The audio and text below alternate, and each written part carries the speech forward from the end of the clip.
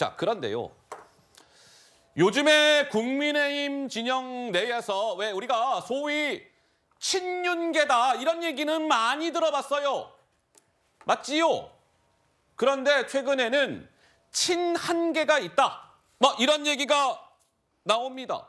친한동훈계 뭐 이런 얘기가 아니겠습니까? 먼저 언제입니까? 2년 전쯤에 목소리가 준비가 되어 있는데 김경률 비대위원의 목소리가 등장을 할 겁니다. 먼저 들어보시죠. 한동훈 법무부 장관 후보의 인사청문회가 못 열릴 수도 있었던 상황이에요. 원인이 김경률 회계사의 증인 채택 문제였어요. 어떻게 좀 평가하십니까? 민주당 분들은 과연 그렇게 떳떳할까? 대장동에서는 어떤 일이 있었냐면 처음에는 당군일의 최대 지적이라고 합니다. 이제부터는 조작을 합니다. 대장동의 주범은 윤석열이다. 이런 뜬금없는 말도 안 되는 이야기들을 짓거립니다. 자, 세 번째 뭐 있습니까? 증인 발언, 이 청문회하고 아무 상관없는 발언 계속. 시간 더 주십시오. 네. 네. 짓거린다가 뭐야, 짓거린다가. 아니, 화내지 말라면서요. 지금 본인 모습은 어떠세요? 팔짱 푸세요, 증인. 이거 푸시라고. 이런 자세가 안 됩니까? 저 당시에 한동훈 비대위원장이 법무부 장관으로 이제 지명이 되고 인사청문회 당시에 김경률 비대위원이 그때 참석을 해서 한 이야기입니다. 뭐 굉장히 세게 얘기하죠. 말도 안 되는 이야기들을 짓거리고 있어요. 뭐 이렇게 얘기합니다. 그러니 뭐 윤석열 대통령과 한동훈 비대위원장을 좀 옹호하는 듯한 그러면서도 이재명 민주당 대표를 겨냥하는 목소리를 냈던 것이지요. 당시에. 지금 국민의힘 내부에서는 친한계다 이런 말씀을 드렸는데 좌경률, 우동혁이라는 얘기가 있답니다. 한동훈 비대위원장을 중심으로 두고 말이죠. 김경률 비대위원과 장동혁 국민의힘 사무총장을 일컫는 말인데 최근에 김경률 비대위원이 비대위원장직을 수락하는 과정과 관련해서 이런 얘기를 밝혔어요. 내가요. 한동훈 비대위원장하고 짧게 통화를 하고 비대위원장 그 자리를 수락을 했어요. 남자들끼리 통화해요. 이렇게 얘기를 했답니다. 뭐 한동훈 비대위원장과는 긴 말이 필요 없고 이신전심으로 통하는 사이다. 뭐 이런 뉘앙스의 발언이다. 이런 해석이 나오는데요. 그런데 이 김경률 비대위원과 한동훈 비대위원장의 인연은 이러했다. 한번 쭉 보실까요? 2018년도에 한동훈 검사가 삼성 분식회계 수사를 하고 있을 때 김경률 비대위원이 외부 저격수 역할을 했었고 2019년에 한동훈 당시 대검 반부패 강력부장이 조국을 수사하고 있을 때 김경률 비대위원은 조국 흑서를 집필했고 2020년에는 이러했고 2022년에는 저러했다. 따라서 둘 사이는 이렇게 간단치 않은 사이다. 뭐 이런 해석이 나왔습니다. 그래서일까요? 한동훈 비대위원장은 일각에서 왜 김경률 비대위원이 사퇴를 해야 된다. 비대위원 자리에서 이런 주장이 나오고 있는 것과 관련해서 이런 주장을 한 바가 있었습니다. 이어서 듣고 가시죠. 그런 얘기를 서로 만나서 대통령님 뵙고 하진 않죠. 건설적인 말씀을 많이 하셨고 제가 잘 들었습니다. 저는 그런 얘기를 들은 바가 없습니다. 대통령의 입장에서는 김경률 의원이 사퇴하는 것이 나름 모양이 서는 것 같은데 사안이 터지게 된 계기가 김경률 비대위원 문제였고 대통령의 권위 이런 데 문제가 있기 때문에 사퇴하는 쪽에서 문제를 해결하는 게 바람직하지 않냐라는 쪽에 가깝습니다.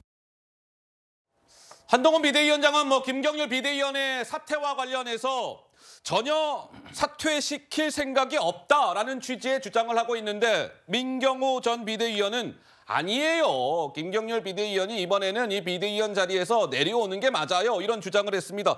우리 최수영 평론가님의 의견은 어떠하신지요? 자, 이제 이 한동훈 비대위에서 이 김경률이라는 사람의 위치가 원튼 원하지 않든 그리고 그것이 뭐 좋아하든 싫어하든지 간에 이제 상징 자본이 돼버렸어요.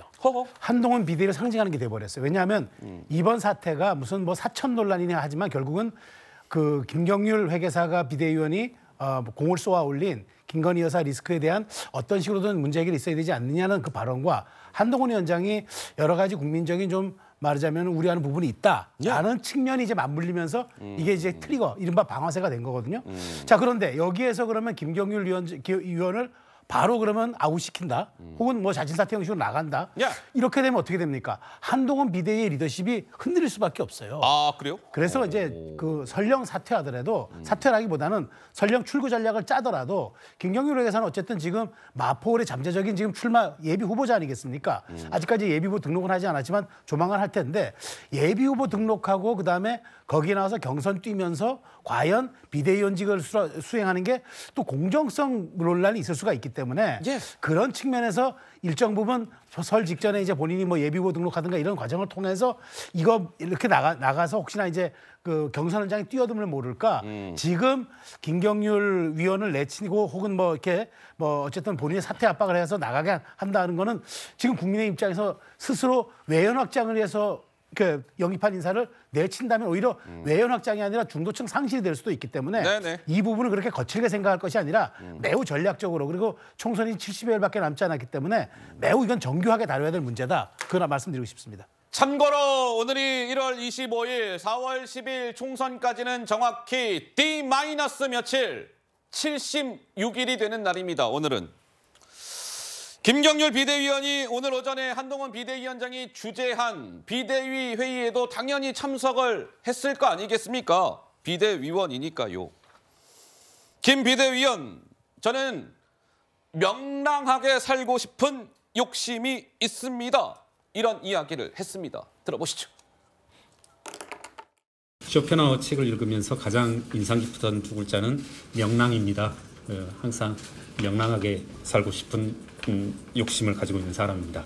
제가 쇼펜하우를 말하면 내일쯤 또 쇼펜하우는 누구에 비유한 거냐 이렇게 이야기가 나올 수 있을 것 같습니다. 쇼펜하우 얘기하셨는데 혹시 어떤 뜻으로 언급하신 건지? 명랑하게 살고 싶어서 항상 명랑하게. 네가 쌍둥이에 대해서 네가 책임을 져 인간아. 조국이보다 더 나쁘다고. 우리가 다 똑같은 놈이라고. 네, 뭐 일부의 사람들은 김경률 비대위원을 향해서 이렇게 항의하는 모습도 있었습니다. 오늘 기자들이 김 비대위원에게 이제 비대위회의 끝나고 이런저런 질문을 던졌는데 글쎄요, 뭐 제대로 된 답변을 듣지는 못했습니다. 그런데 지금 나오는 얘기는 김 비대위원의 거취와 관련해서 대통령실의 한 관계자는 대통령이 액션을 좀 취했으면 당에서 호응하는 게 도리 아니겠느냐.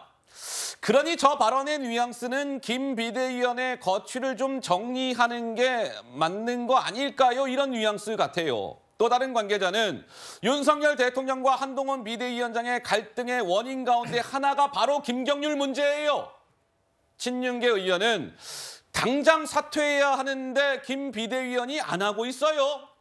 김 비대위원이 엉뚱한 사람이라 예측 불가 행동만 합니다. 뭐 이런 얘기가 나왔는데 상대당 얘기긴 합니다만 우리 강성필 부위원장께서는 김경률 비대위원이 어떤 선택을 하는 게 맞다고 보십니까? 저는 김경률 비대위원 개인의 인성을 보면 물러섬이 없는 거침없는 스타일인 것 같아요.